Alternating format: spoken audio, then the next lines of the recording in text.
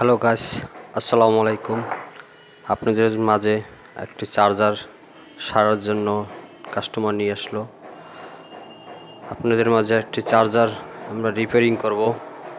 দেখি চার্জারটা কি সমস্যা, দেখা যাক। চার্জারটি আমরা অবশ্যই লাইন দিয়ে আগে দেখতে হবে, ট্রাই করে দেখব। লাইনটি অবশ্যই সিরিজে দিতে হবে। আমরা লাইনটি সিরিজে দিলাম। বিএস আমাদের এখানে দেখা যাচ্ছে লাইনটি চার্জারটি ফ্যান চলে, কিন্তু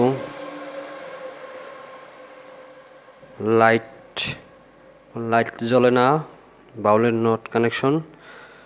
এখন দেখি আমরা আউটপুটটা কি অবস্থা, আউটপুট আছে কিনা।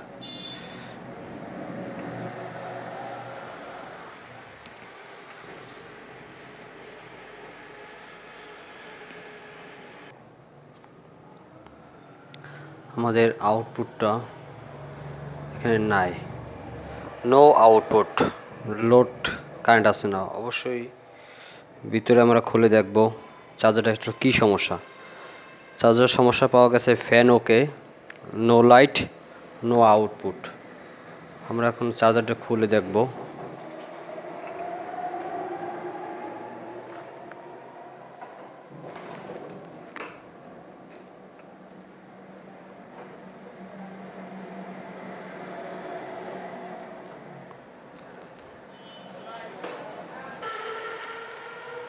চার্জারটা আমরা খুলে যা আমরা দেখতে পারলাম লাইটিংয়ের একটি তার ছুটে গিয়েছে।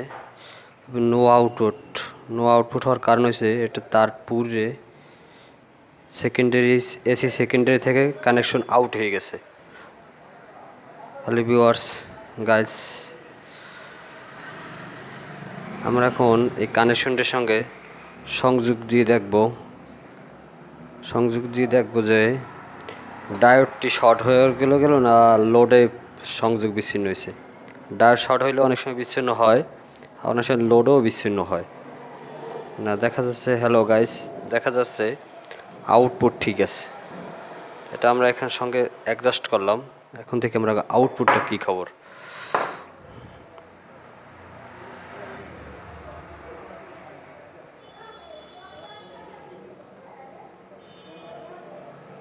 হ্যালো গাইস, আমাদের দেখেন এখন আউটপুট আসছে মানে অবশ্যই লোডে পুরে ডিসকানেক্ট হয়ে গেছে। আচ্ছা, আমরা কানেকশনটা এখন ভালোভাবে মজবুত করে দিই, তারপর দেখা যায় কি হয়।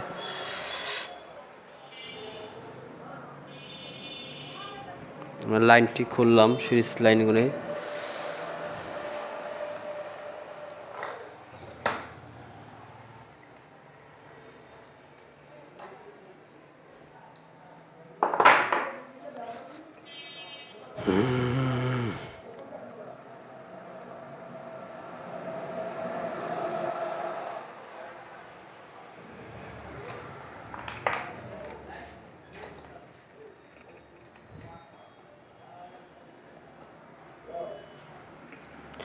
আমাদের এই জাম্পারটি কানেকশন করতে হবে। এখানে আমি কপারের তার দিয়েও লুকিংটা টানতে পারেন। তো যেহেতু তারটার কানেকশন ভালো আছে, সেহেতু আমরা এটাই কানেকশন দেওয়ার চেষ্টা করব।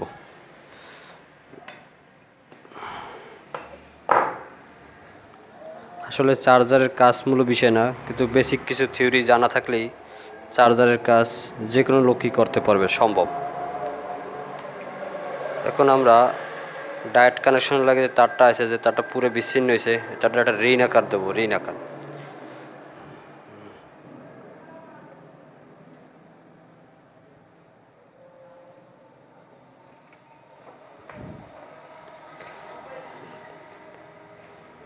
আমরা নাটটা ঢুকাইলাম, নাটটাকে এখন একটা উল্টোভাবে একটা ঋণ আকার দিব।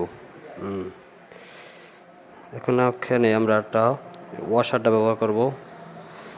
ওয়াশারটা ব্যবহার করার পর নাটটাকে ভালোভাবে টাইট দেবে। অবশ্যই এই জায়গায় ভালো করে খেয়াল করতে হবে, কারণ এখানে ভালো লোড পড়ে।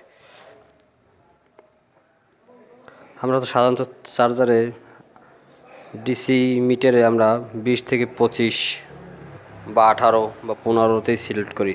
নিম্নতম 20 বা 25-এ চার্জটা ভালো হয়।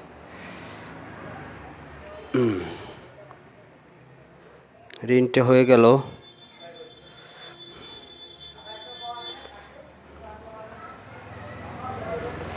রিনটা আমাদের হয়ে গেল। এখন এখানে 10 নম্বর দুটি এলকি দিয়ে ভালোভাবে টাইট দেব।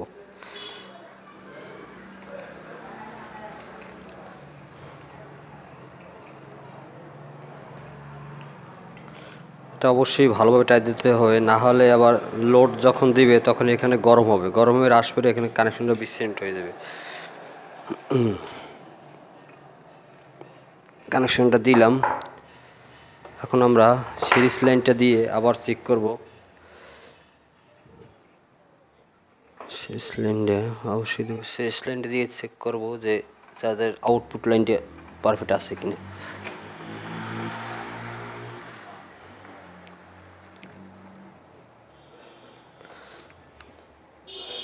জি, আমাদের আউটপুট লাইনটা ওকে। তার মানে আউটপুট যখন ওকে, সেকেন্ডারি হচ্ছে ফার্স্ট লাইন ওকে, ফ্যান চলে। এখন আমাদের বাকি আছে আমাদের লাইট কানেকশনটা বাকি আছে।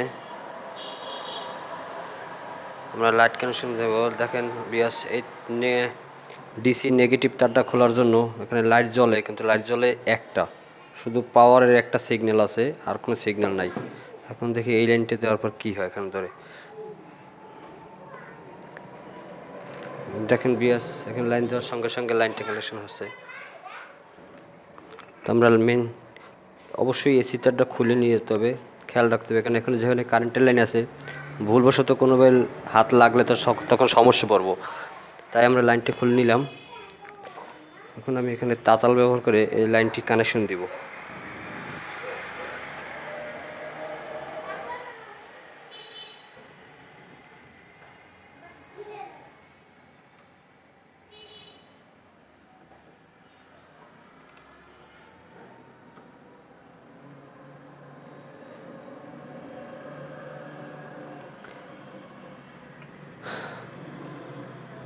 আমার ডিসি আউটে একটি সমস্যা দেখা যাইতেছে। এই লাইনটা ছোটার পিছিয়ে কারণ হচ্ছে এখানে ব্রিজে কানেকশন, যে তামার যে কপারের প্লেটটা থাকে, প্লেটটা সমস্যা হয়েছে, যার জন্য ওখানে আমরা তামা দিয়ে একটা ব্রিজ টানবো।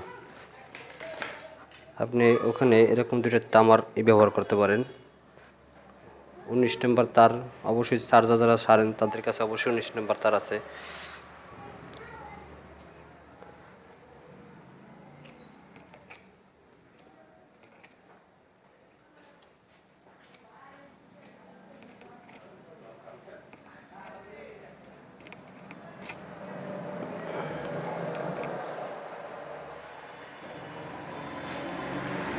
তারটা ভালোভাবে আমরা ওয়াশ করে নেব, তাহলে তাতে রং ঝালাই করতে সুবিধা হবে।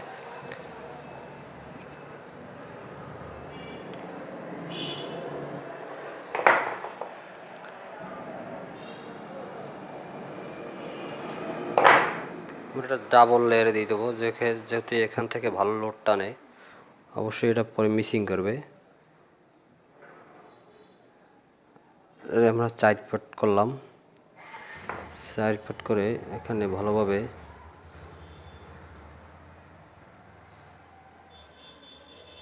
চাপ দিয়ে নিলাম। এখন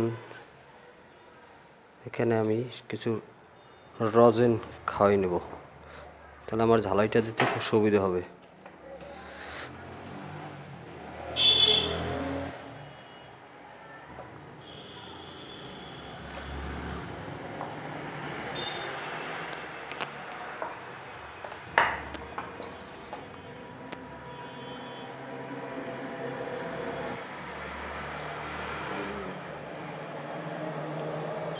এখানে অবশ্যই খেয়াল করতে হবে কানেকশন দেওয়ার সময় যেন কোনো সাইড এসি সাইডে লাগে। এখানে মাঝখানে জায়গার পরিমাণ খুবই কম। অবশ্যই এখানে যেন অন্য একটা কানেকশন না অ্যাডজাস্ট হয়, এটা অবশ্যই খেয়াল করতে হবে।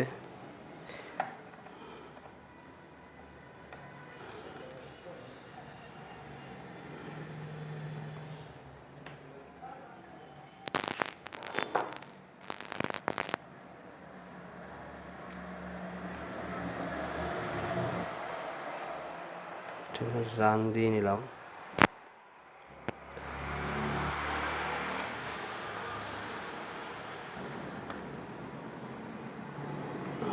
আসলে এটা কোনো মেজর কোনো সমস্যা না। এটা লোড নিতে নিতে নিতে এখানে হ্রাস পরে কপারের কানেকশনটা মিসিং হয়ে গেছে, যার তার সঙ্গে সঙ্গে ভাউলের কানেকশনটা মিসিং হয়ে গেছে। একটু সময় নিতে হবে, কেন সময় না নিলে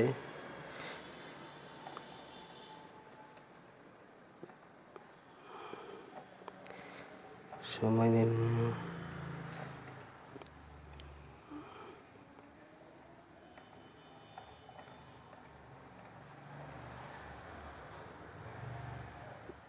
যে কোনো একটা জাম্পার দিয়ে একটু চাইপে ধরে কানেকশনটা করতে আসি।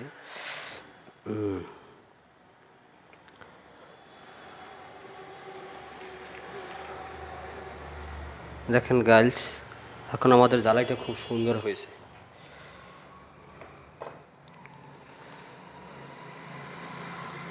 এখন আমরা লাইটের নেগেটিভ কানেকশনটা ওইখানে দেবো না, অন্য জায়গায় দেবো, যেহেতু জায়গায় জাম্পিং করেছে। কারণ এখন কানেকশনটা করতে গেলে তখন আপনার লাইনটা ছুটে যাবে। আপনি ওই কানেকশনটা আপনি যে কোনো এক মাথা দিলেই হবে। এখন দিলাম, লাইনটা ভালোভাবে লাগে নাই, তো একটু ভালোভাবে লাগিয়ে দিই। ওকে।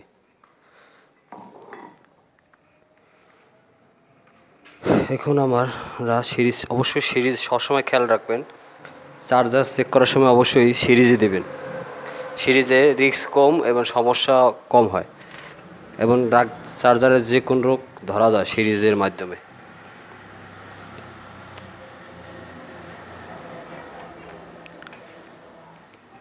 দেখেন গার্লস, আমাদের চার্জারটির বাতিও এসে পড়েছে, বাতির কানেকশনও ওকে।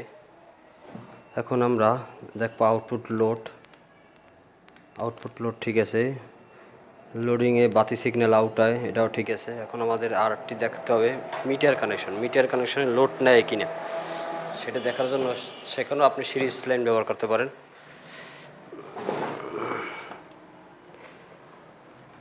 দেখেন আমাদের এই মিটার কানেকশনটা দিলাম, মিটার কানেকশনটা রেখে আপনি এখানে যদি আউটপুট তারটা যদি আমি শর্ট দেন, তাহলে ফায়ার হবে এবং মিটারটা হালকা সামথিং একটু বাউন্স করবে, কত 1 থেকে 5 এম্পিয়ারের মধ্যে বাউন্স করবে।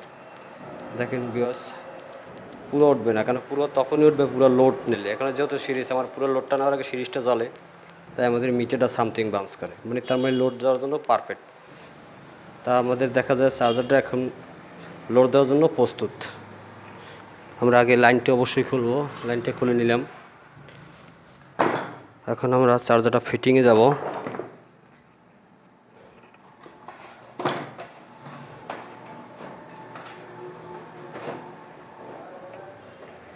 ফিটিংয়ে যাওয়ার আগে অবশ্যই আমরা আরেকবার লাইনটি দিয়ে দেখবো, যেহেতু স্ক্রু আটকাবো, নাহলে তারপরে স্ক্রু আবার খোলা লাগবে।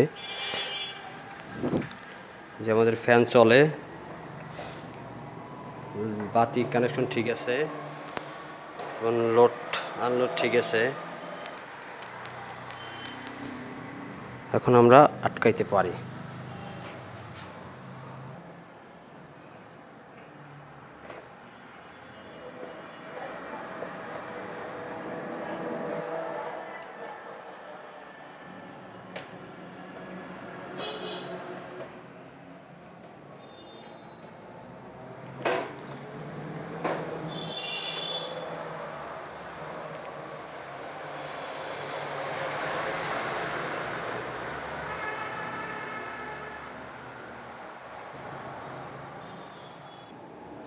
আমাদের চার্জারটা এখন পুরোপুরি রেডি সার্ভিস দেওয়ার জন্য।